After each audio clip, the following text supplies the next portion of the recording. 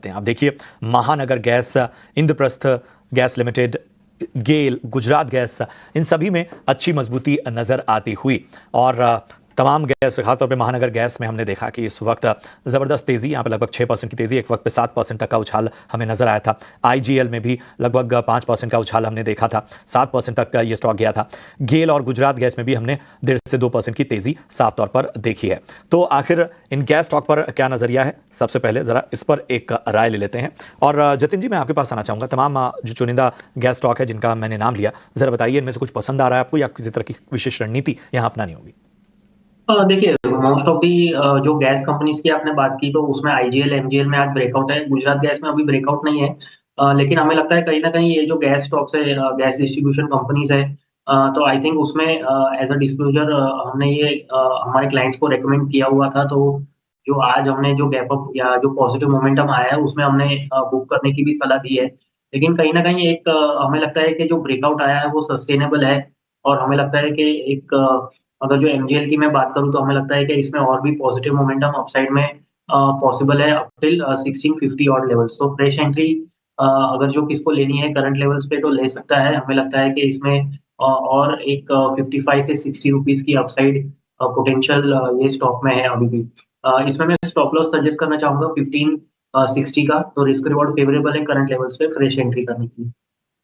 तो ये है नजरिया गैस स्टॉक में, और एमजीएल जो है वो फिलहाल पसंद आता हुआ जतिन जी को। चलिए बढ़ते हैं आगे। एक और भी आई खासतौर पर बीएचईएल को लेकर, दामोदर वैली कॉरपोरेशन से 13,300 करोड़ रुपए का बीएचईएल को ऑर्डर मिला। झारखंड में थर्मल पावर प्लांट को, थर्मल पावर प्रोजेक्ट को स्टैब्लिश करने के लिए यह ऑर्डर मिला हुआ है। तो बीएचईएल की हमने बात की, इसके अलावा एक और स्टॉक की बात करते हैं, जेएसडब्ल्यू इंफ्रा।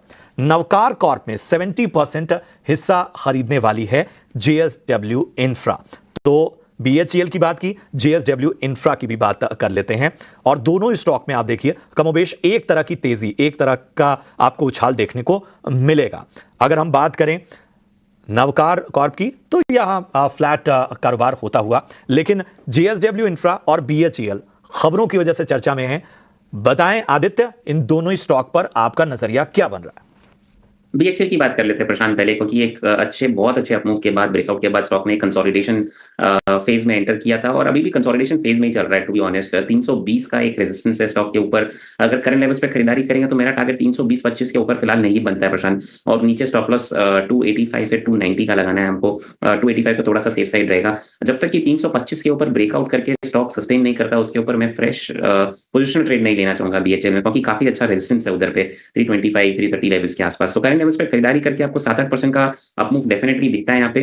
325 तक के लेवल्स के लिए खरीदारी कर सकते हैं, नीचे 285 का स्टॉप लॉस लगाए। अब इसके बाद अगर हम जेएसडब्ल्यू इंफ्रा की बात कर ले तो सिमिलर सेटअप है, जैसा कि आपने बताया भी था कि एक अच्छा अपमूव दोनों स्टॉक्स ने दिखाया है आने वाले पिछले कुछ सेशंस में। जेएसडब्ल्यू इंफ्रा यहाँ पे थोड़ा सा ओवरबॉट दिख रहा है प्रशांत मुझे, और लग रहा है मुझे थोड़ा नीचे आ सकता है, करीब 315-310 के आसपास। वो एक अच्छा लेवल रहेगा यहाँ पे फ्रेश एंट्री लेने के लिए।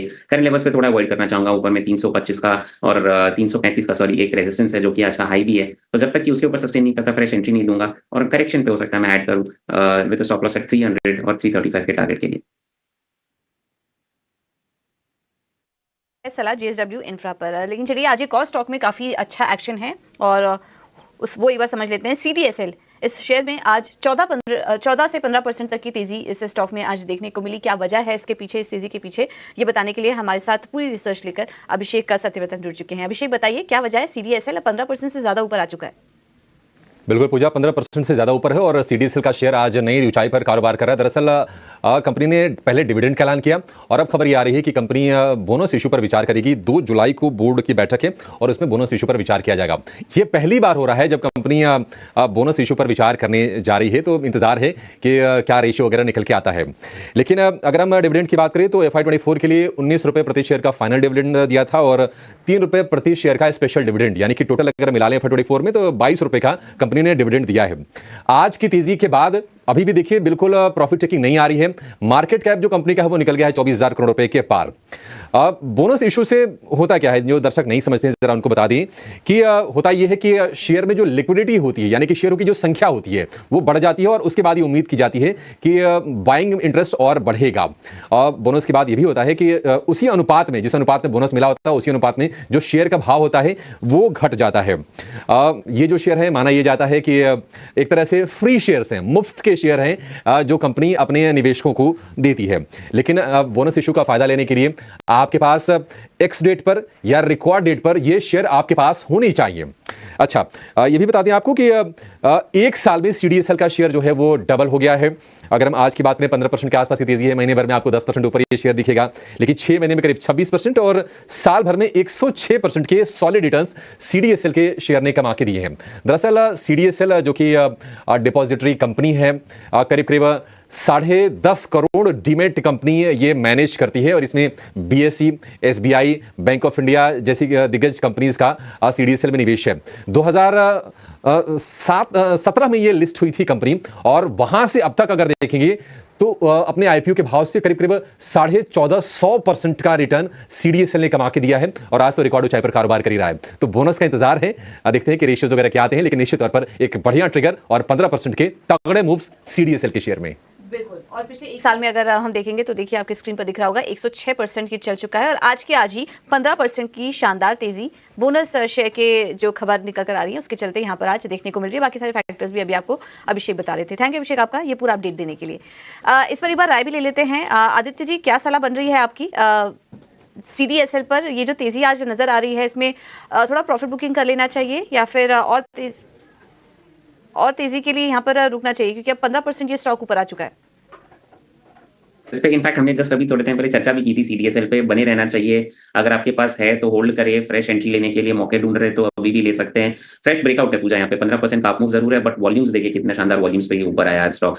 मुझे लग रहा है यहाँ पे 2500 से 2600 के लेवल्स इमीडिएट आते हुए दिखेंगे आपको और नीचे में आपका सपोर्ट यहाँ पे अब 2230 का आ जाता है। तो 2230 के स्टॉप लॉस के साथ डेफिनेटली फ्रेश एंट्री ले और अगर आप थोड़ी लंबी अवधि के लिए बने रहेंगे स्टॉक में तो डेफिनेटली आपको 3000 के लेवल्स भी देखने मिलेंगे। तो खरीदारी करें। अगर आप मौके ढूंढ रहे थे, आपने मिस किया अभी तक, तो आज भी ले सकते हैं स्टॉक। मुझे लग रहा है कंटिन्यू होगा आने वाले दिनों में।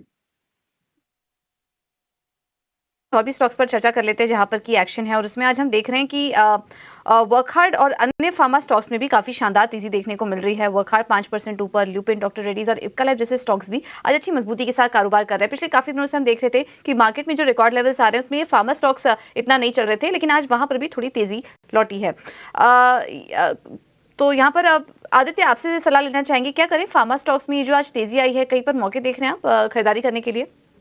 बिल्कुल पूजा, बने रहना चाहिए। एक छोटा डिस्क्लोजर देना चाहूंगा, कुछ फार्मा स्टॉक्स हमारे क्लाइंट्स को रेकमेंडेड ऑलरेडी है जो मैं डिस्कस करना चाहूंगा। पहला स्टॉक मुझे जो फार्मा में मुझे लग रहा है यहाँ पे अभी भी मोमेंटम है और ले सकते हैं, वो है सन फार्मा। एक अच्छा ब्रेकआउट आया है साइडवेज कंसोलिडेशन और डाउनवर्ड स्लोपिंग चैनल से। यहाँ पे खरीदारी करने के लिए मुझे लग रहा है अच्छा मौका है। टारगेट्स ऊपर में 1630 और 1650 के आएंगे, नीचे स्टॉप लॉस हमको 1500 पे लगाना है। दूसरा स्टॉक लूपिन का मुझे लग रहा है बहुत शानदार एक ब्रेकआउट आया है, यहाँ पे खरीदारी करनी चाहिए।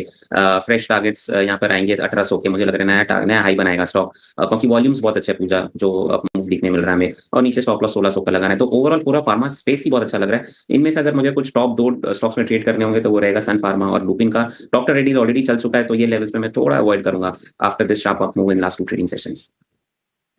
ठीक है, तो ये नज़रिया इस वक्त चुनिंदा फार्मा स्टॉक पे। कुछ और स्टॉक्स पर भी फोकस करते हैं और हम देख रहे हैं सीडीएसएल। आज आप देखिए ज़बरदस्त तेज़ी यहाँ पर नज़र आ रही है, लगभग 15.5% की तेज़ी हमें सीडीएसएल में इस वक्त नज़र आती हुई। इसके अलावा अगर देखिए सीएट, हम थोड़ी देर पहले जेके टायर की बात कर रहे थे, सीएट का शेयर भी इस वक्त 11% से ऊपर है। आदित्य बताएं क्या व्यू बन रहा है आपका सीडीएसएल और सीएट पे?